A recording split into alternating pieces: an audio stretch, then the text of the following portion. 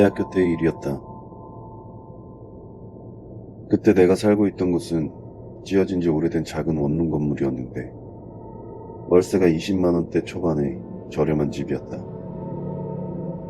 도심지에서 그런 가격의 집을 찾는 것은 행운이었고 첫 독립생활을 즐기던 나는 만족하며 지내고 있었다. 건물을 관리해주던 집주인이 소식을 끊고 갑자기 사라져버리기 전까진 말이다. 안 그래도 낡은 건물이 관리도 되지 않자 꼭 귀신이 나올 것 같은 으슬으슬한 기운이 감돌았다. 나는 그때 학교를 휴학하고 영화 스텝 일을 하던 차라 새벽에 귀가하는 일이 많았는데 엘리베이터도 없는 건물을 3층까지 걸어갈 때면 등골이 서늘한 느낌을 받곤 했다. 그곳은 지하철과 가까웠지만 주변에 술집이나 클럽 같은 유흥업소들이 많아 사건 사고가 꽤나 빈번하게 발생하던 곳이었다. 지금 생각해보면 우범지역이라 더욱 긴장을 하며 살았던 것 같다. 피곤함을 이끌고 집으로 들어가려고 하는데 문 앞에 놔두었던 음식물 쓰레기가 열려 있었다. 그때 당시에는 음식물 쓰레기나 쓰레기 따위를 집 밖에 놔두면 관리인이 수거를 해가는 시스템이었는데 건물에 관리자가 없다 보니 사람들은 쓰레기를 문 앞에 잠시 놔두었다가 하루 이틀 지난 후 봉투가 쓰레기로 가득 차면 그제서야 버리곤 했다. 가끔 길 잃은 개나 고양이가 건물로 들어와 쓰레기 봉투를 찢는 일이 있어 대수롭지 않게 넘기려고 했지만 기분은 찝찝했다. 냄새도 나고. 나는 음식물 쓰레기를 어느 정도 정리하고 집으로 들어갔다. 그 집 문은 밖을 내다볼 수 있는 안전구멍이 없는 철문이었다. 추가로 설치된 안전장치도 없어 누군가 문을 두드릴 때면 그냥 열어서 확인해야 하는 불편한 문이었다. 집주인도 소식이 끊긴 상황에 조만간 이사를 할 계획을 잡고 있던 터라 굳이 돈을 들여 안전장치를 하고 싶은 생각은 없었다. 관리가 되지 않아서인지 밤중에 소리를 지르며 복도를 뛰어다니거나 문을 크게 치는 일들도 널어 있었다.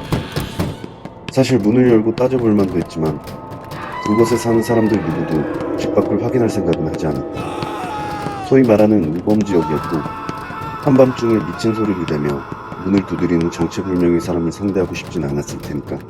더군다나 안전장치 하나 없이 문을 여는 것은 더욱 하고 싶지 않은 모험이었다. 누가 신고했는지 경찰 사이렌 소리가 들리면 잠깐 잠잠해지긴 했지만 한밤중의 소란은 매일같이 반복되었다. 집으로 돌아가는 일이 점점 스트레스가 될 무렵 사건은 터졌다. 그날도 어김없이 새벽에 집으로 돌아오는 길이었다. 계단을 올라가 코너를 돌 때쯤 뭔가 부시럭부시럭 소리가 들렸다. 내가 복도를 돌았을 때 나는 깜짝 놀라 소리를 지를 뻔했다. 노숙자로 보이는 남자가 우리 집 앞에 버려두었던 음식물 쓰레기를 뒤지고 있었다. 그리고는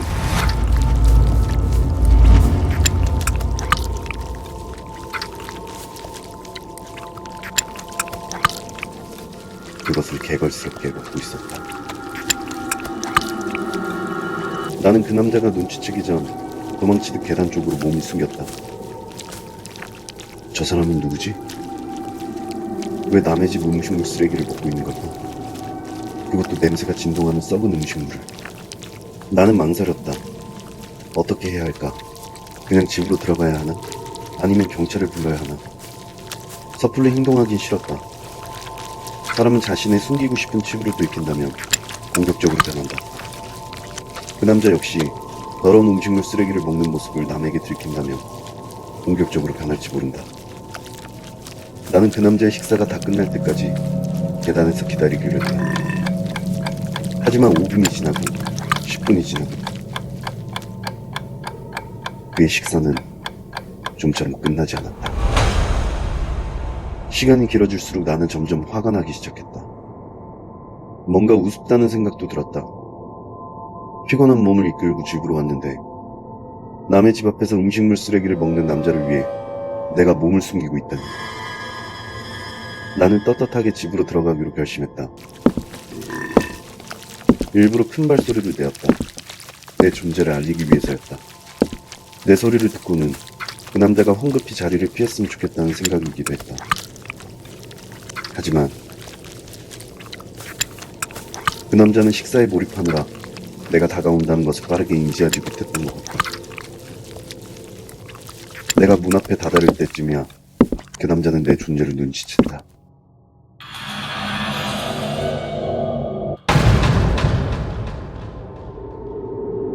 나는 내심 태연한 척하며 그 남자를 노려보았다.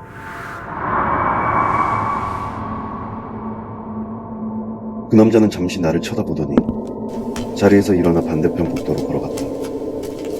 그리고는 자신의 방으로 들어갔다. 노숙자라고 생각했던 사람은 바로 한 건물에 살던 내 이웃이었던 것이다. 순간 소름이 밀려왔다. 나와 한 건물에 사는 사람이 우리 집 쓰레기를 뒤지고 음식물 쓰레기를 먹고 있다니. 빨리 이사를 가야겠다는 생각밖에 들지 않았다. 그런 생각을 하며 문을 닫는 순간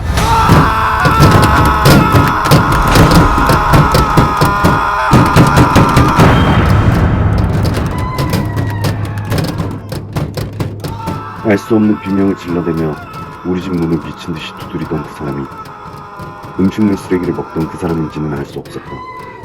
경찰에 신고했지만 경찰은 내가 말한 그 집에는 아무도 살고 있지 않다고 말했다. 나는 그 일로 큰 트라우마를 겪었고 그 집에서 이사를 나오기 전까진 누가 찾아올 때마다 칼을 숨기고 문을 열어주곤 했다. 많은 시간이 흐른 지금도 가끔씩 누군가 문을 두드릴 때면 생각이 난다. 그 건물의 싸늘함과 우리 집 쓰레기를 먹고 있던 그 남자가.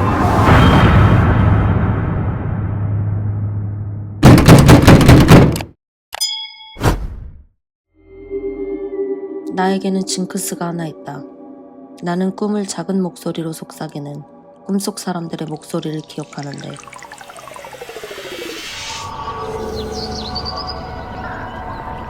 꿈속에서 들리는 목소리가 좋은 말을 한다면 그 다음날 아주 안 좋은 일이 생기고 꿈속에서 들리는 목소리가 나쁜 말을 한다면 그 다음날 아주 좋은 일이 생기곤 했다.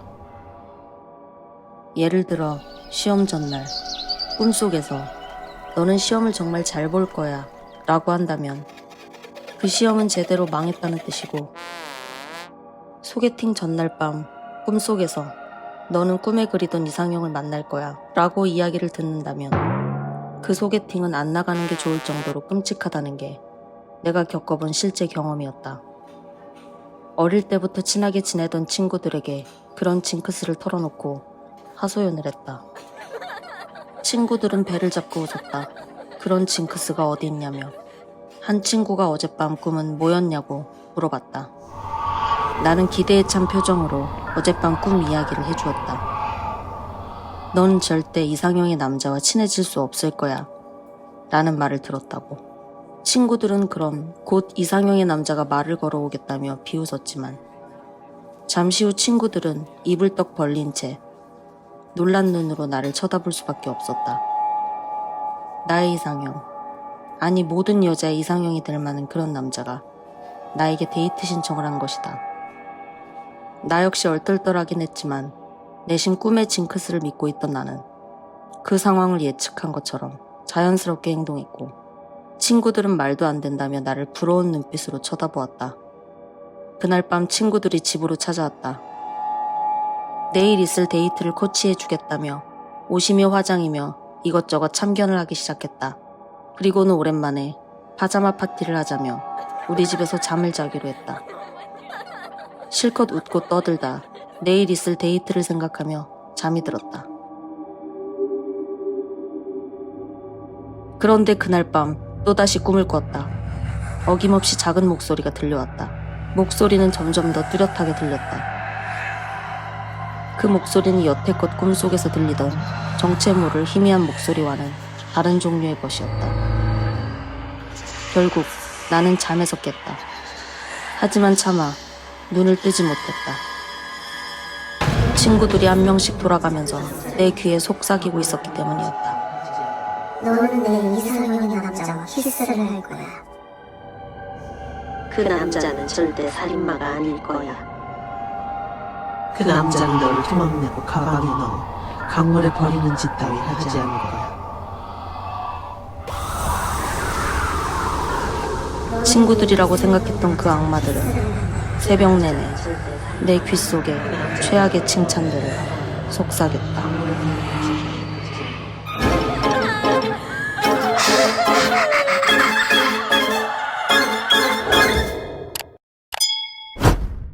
홀로 해외여행 중 버킷리스트 중 하나인 번지점프에 도전하기로 했다. 휴가철이 아니어서 그런지 번지점프 대회는 나 말고 아무도 없었다. 먼저 여행을 다녀온 친구들은 번지점프 대회에서 고와 노를 혼동하지 말라고 했다.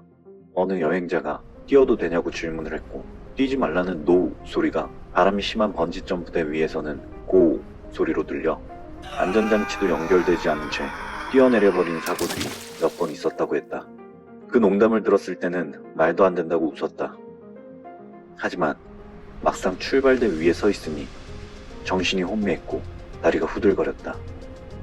이 정도 긴장 상태면 헷갈릴 수도 있을 듯했다. 뒤에서 고 소리가 들렸다. 뛰라는 신호였다. 하지만 쉽게 뛸 수가 없었다. 밑을 바라보는 순간 난 얼어버렸다. 다시 한번 고 소리가 들렸다. 반복되는 소리에 나는 짜증이 나서 뒤를 돌아보았다. 그런데 묶여있어야 할 안전고리가 내 몸에 묶여있지 않은 상태였다. 나는 다리에 힘이 풀려 그 자리에 주저앉았다.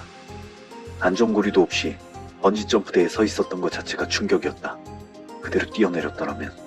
내가 원망스러운 눈빛으로 뒤를 돌아보자 안전핀을 들고 멀찍이 서 있던 조교가 아쉽다는 표정으로 말했다.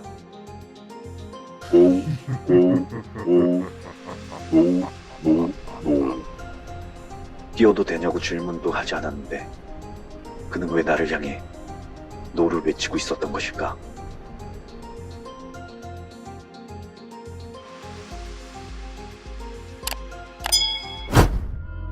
외딴 시골 마을. 어느 날 한 가족이 이사를 왔다.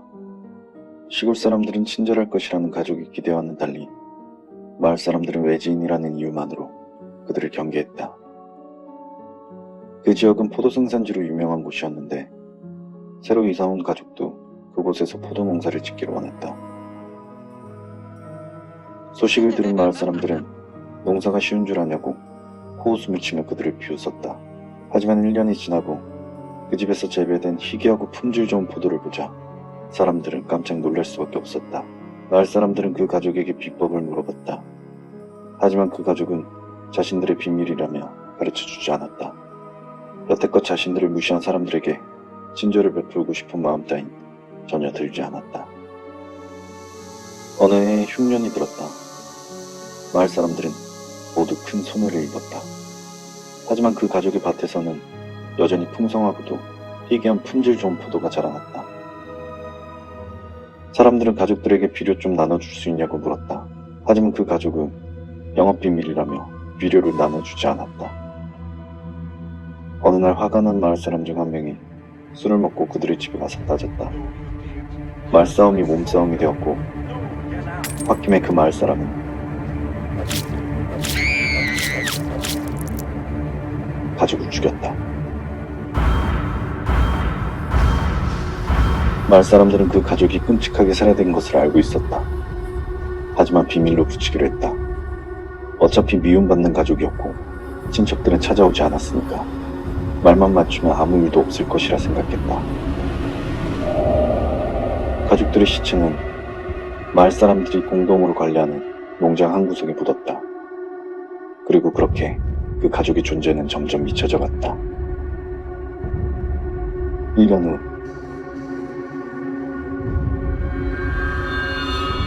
희귀하고 품질 좋은 포도가 또다시 나타났다. 그 가족의 포도와 똑같은 것이었다. 마을 사람들은 경악했다. 왜냐하면 그 포도가 자라난 곳이 바로 그 가족들의 시체를 묻은 땅이었기 때문에. 하지만 그 포도는 살해된 가족의 저주로 만들어진 것이 결코 아니었다. 마을 사람들은 가족이 쓰던 비료의 정체가 바로 사람의 시체였다는 것을 알게 되었다. 그리고 그 이후 마을 사람들은 흉년이 들어도 계속해서 질 좋은 포도를 만들 수 있게 되었다. 대신 그 마을에 새로 이사 온 사람들이 갑자기 사라지는 일들이 계속해서 일어난다.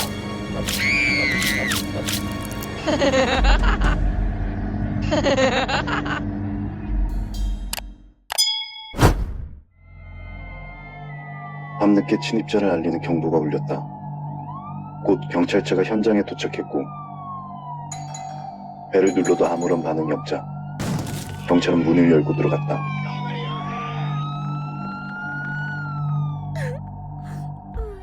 집 안에는 침입자로 보이는 남자들이 쓰러져 있었고 집주인으로 보이는 여자는 놀란 모습으로 벌벌 떨고 있었다. 여자는 경찰을 바라보고는 안심이 된 듯 칼을 떨어뜨렸다. 침입자로 보이는 남자들은 현장에서 사망한 것으로 보였다. 경찰은 여자를 안심시키며 사건 현장에서 그녀를 구축해 나갔다. 괜찮아요. 정당방위잖아요. 안심하세요. 아무 일 없을 겁니다. 약속드립니다. 곧 집으로 돌아올 수 있을 겁니다. 하지만 그 여자가 집으로 다시 돌아오는 일은 결코 일어나지 않았다. 경찰관이 잠시 한눈을 판 사이 여자는 사라졌다. 그리고 뒤늦게 사건 현장을 둘러보던 경찰관은 큰 충격에 빠졌다. 그 집은 남자 둘이 사는 집이었다.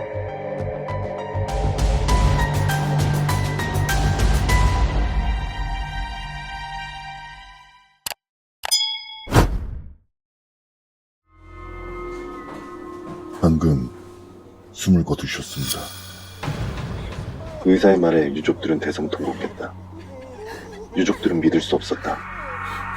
얼마 전까지만 해도 건강한 사람이었는데 간단한 치료를 위해 입원한 것뿐이었는데 환자의 몸 상태는 급속도로 악화되었고 결국 수술대에 올랐다. 그리고 갑작스런 죽음. 가족들은 이 모든 상황을 받아들이기 힘들었다. 의사는 슬픔에 빠진 가족들을 위로해 주었다. 의사는 거친 호흡을 안정시키며 자리에 앉았다. 힘든 하루였다. 오늘만 2명의 환자가 세상을 떠났다. 간호사가 위로해 주었다. 그의 손이 떨려왔다. 매번 하는 일이지만 그 감정은 이루 말할 수가 없는 순간이다. 그는 마음을 진정시키기 위해 TV를 틀었다. 뉴스 속보가 나오고 있었다. 피에로 분장으로 살인을 저지르고 다닌 연쇄 살인마가 잡혔다는 소식이었다.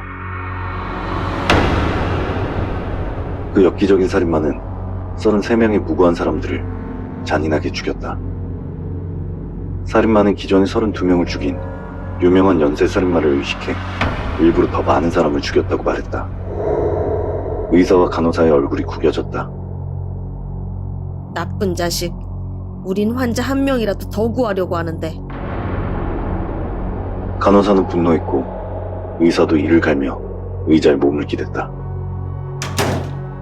간호사가 나가자 의사가 나지막하게 중얼거렸다. 제 얘기를 오늘 기록 세운 줄 알고 좋아했는데 그는 짜증스러운 얼굴로 다음 수술 일정을 살펴봤다. 신기록을 위하여.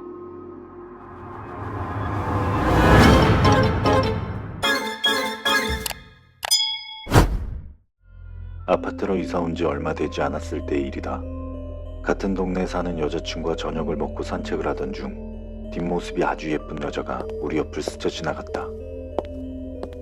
내 시선을 의심한 여자친구와 티격태격하고 있던 중 낯선 남자가 숨을 헐떡이며 우리에게 다가왔다. 혹시 긴 머리에 스키니진 입은 여자 보셨나요? 아마 우리 옆을 스쳐 지나간 그 여자를 찾는 듯했다. 내가 답을 하려고 하자 여자친구가 손을 내밀고 내 말을 막았다. 무슨 일인지 물어봐도 될까요? 낯선 남자는 잠시 머뭇거리더니 이내 간절한 표정으로 말을 꺼냈다. 사실 제 여자친구인데 사소한 오해 때문에 화가 나 집으로 돌아가 버렸어요. 그래서 서프라이즈로 프로포즈하며 화를 풀어줄 생각인데. 부끄러워하며 말을 하는 남자를 보며 우리는 미소를 지었다. 여자친구는 그 여자가 들어간 아파트를 알려주었고 남자는 자신의 약혼자를 놓칠까 빠르게 뛰어갔다. 그 남자의 뒷모습은 로맨틱한 영화의 한 장면 같았다. 그런데 잠시 후 어디선가 큰 물체가 떨어지는 소리가 들렸다. 우리는 소리가 난 곳으로 급히 뛰어갔다.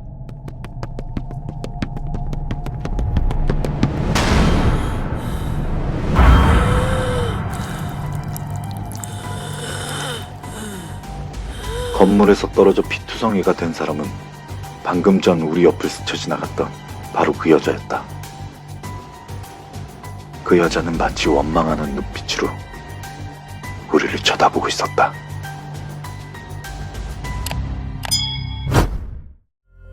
결혼식을 앞둔 여자가 있었다.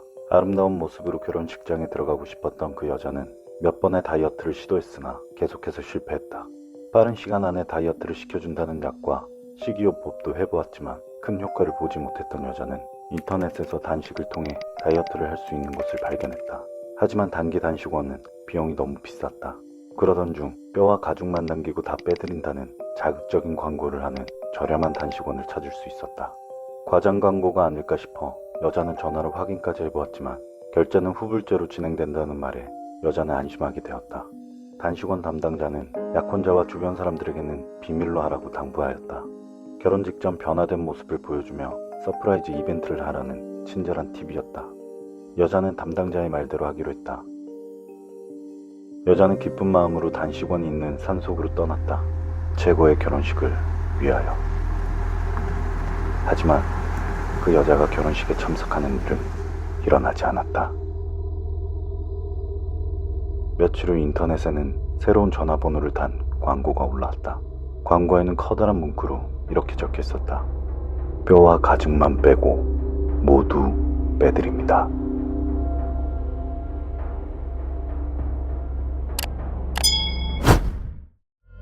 경찰들이 또 나를 찾아왔다. 경찰은 나에게 사건에 대해 기억이 나는 게 있는지 물었다. 며칠 동안 찾아온 경찰과는 다른 사람들일 뿐 어제와 똑같은 질문이다. 범인들을 잡으려면 기억해내야 한다고 경찰이 윽박질렀다. 나는 정말 기억이 나지 않았다. 의사의 말로는 머리를 맞은 충격으로 기억상실증이 온 것 같다 했다. 경찰은 다른 피해자가 생기지 않게 하려면 꼭 기억해야 한다고 나를 다그쳤다. 내가 생존한 유일한 목격자라며. 살인범들은 캠핑을 즐기던 우리를 습격했고 나의 친구들을 죽였다. 나만 혼자 살아남았다. 아마도 범인들은 나도 죽은 줄 알고 있었을 것이다. 피를 많이 흘렸으니까. 나는 친구들을 죽인 범인들의 얼굴을 간절하게 기억해내고 싶었지만 도무지 떠오르지 않았다. 화를 내던 경찰은 어쩔 수 없다는 듯 한숨을 쉬었다. 경찰이 자리를 뜨려는 순간 내 머릿속에 뭔가가 스쳐 지나갔다. 그 기억을 떠올린 나는 경악할 수밖에 없었다. 두려운 눈으로 그들을 바라보던 나를 발견한 형사가 걸음을 멈췄다. 그리고는 싸늘한 미소를 지었다. 거봐, 기억한댔잖아.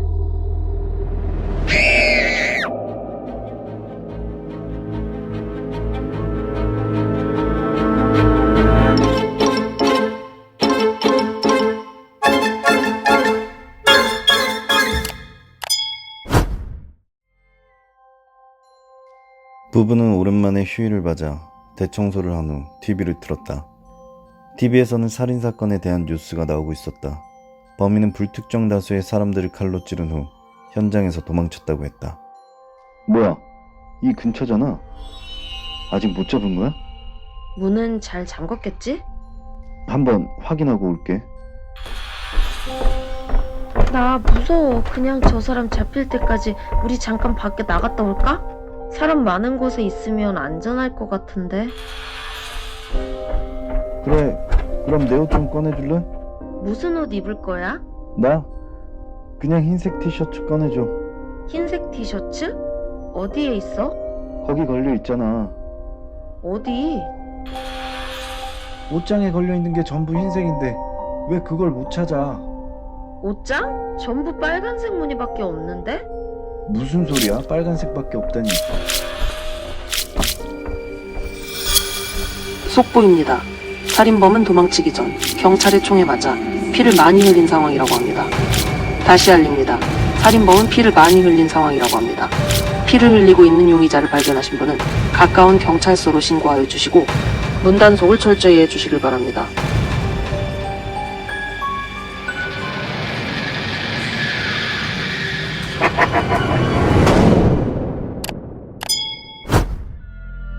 이전 회사를 다닐 때의 일이었다. 그 회사는 개발이 막 시작되는 구도심에 위치해 있었는데 지하철역에서 내려 회사로 가기 위해서는 지하도 하나를 꼭 거쳐야 했다. 그 지하도에는 몇몇 노숙자들이 항상 잠을 자거나 술을 마시며 구걸을 하고 있었는데 술을 먹고 싸움을 하거나 길을 가는 사람들에게 욕설을 하는 등 그 길을 지나다니는 사람들에게 큰 스트레스를 주었다. 몇몇 사람들이 경찰에 몇 번 신고도 해보았지만 노숙자들이 사라지는 것은 잠시뿐이고 하루도 지나지 않아 지하도는 다시 노숙자들로 붐볐다. 노숙자들의 행패보다 더욱 사람들을 힘들게 한 것은 여름이 되면 발생하는 악취였다. 오랫동안 씻지 않고 대소변을 본 자리에서 뒹구는 그들에게는 정말 말로 표현할 수 없는 악취가 났다. 여러모로 그 길을 걷는 것은 정말 곤욕스러운 일이었다. 하지만 혹시라도 노숙자들과 엮여 자신들에게 피해가 갈까 사람들은 그저 그들을 무시한 채 그 길을 계속 사용하는 수밖에는 없었다. 폭염경보가 계속되던 어느 해 우리 회사에 한 신입사원이 입사했다. 막 대학교를 졸업하고 열정으로 가득한 밝고 씩씩한 사람이었다. 하지만 가끔 직설적이며 할 말은 하고야 마는 성격 때문에 대인관계는 원만하지 못한 친구였다. 그녀 역시 그 지하도를 이용해 출퇴근을 했으며 노숙자들의 냄새와 행태에 몇 번이나 구청과 경찰서에 신고를 했다. 하지만 상황이 나아지지 않자 그 여직원은 겁도 없이 노숙자들에게 직접적으로 따지기 시작했다. 냄새나고 보기에도 안 좋으니 재활원 같은 곳에 가라며 노숙자들을 설득하기 시작한 것이었다. 사람들은 노숙자들에게 따지듯이 이야기하는 그녀를 걱정했으나 우려와는 달리 노숙자들은 별다른 반응을 보이지 않았다. 다만 자신들에게 악취가 난다고 직설적으로 말하는 그녀를 그저 무표정하게 쳐다볼 뿐이었다. 그런데 다음날 출근길에 거짓말 같은 일이 생겼다. 노숙자들이 모두 사라진 것이었다. 회사 사람들은 모두 그녀에게 감사 인사를 했다. 경찰도 해내지 못한 일을 그녀가 해낸 것이기에 사람들은 도대체 그녀가 어떻게 그들을 설득시켰는지 궁금해했다. 하지만 그녀 역시도 정확한 이유를 알지 못했다. 그저 자신이 하고 싶은 말을 했었고 노숙자들이 듣기에는 과한 표현이었지만 사실대로 이야기한 것들이 노숙자들의 마지막 자존심을 건드렸을 것이라고 판단했다. 뭔가 그럴듯한 이유가 있었던 것은 아니었지만 아무래도 상관없었다. 회사 사람들은 당연했지만 여지껏 만끽할 수 없었던 깨끗한 환경의 출퇴근길에 만족했다. 그 지독했던 냄새도 점점 옅어지고 있었다. 얼마 뒤 사무실에서 알 수 없는 악취가 희미하게 나기 시작했다. 어디선가 익숙한 냄새였다. 사람들은 더운 날씨에도 창문을 열어 통풍을 시켰지만 그 냄새는 날이 갈수록 점점 더 심해졌다. 얼마 지나지 않아 사람들은 그 냄새의 진원지를 찾았다. 그곳은 바로 얼마 전 노숙자를 쫓아낸 신입사원의 자리였다. 신입사원은 자신이 냄새의 범인으로 지목되자 누군가 자신의 물건에 악취를 묻힌 것이라며 오히려 다른 직원들을 의심했다. 하지만 며칠 뒤 사람들은 이제 그녀의 몸에서조차 이상한 악취가 나자 그녀를 점점 멀리하기 시작했다. 그제서야 그녀는 집안에서도 온통 이상한 냄새가 난다며 자신의 고민을 털어놓았다. 매일 빨래를 하고 새 옷을 사고 집안을 아무리 청소해도 향수를 통째로 써봐도 그 냄새는 계속되었다고 했다. 결국 극심한 스트레스와 사람들의 따돌림으로 그녀는 회사를 그만두고 말았다. 그리고 고향으로 돌아가 버렸다. 그녀가 회사를 그만두고 이사를 간 후 지하도에는 노숙자들이 다시 나타났다. 그리고 다시 악취가 시작되었다. 신입사원의 몸에서 나던 그 악취가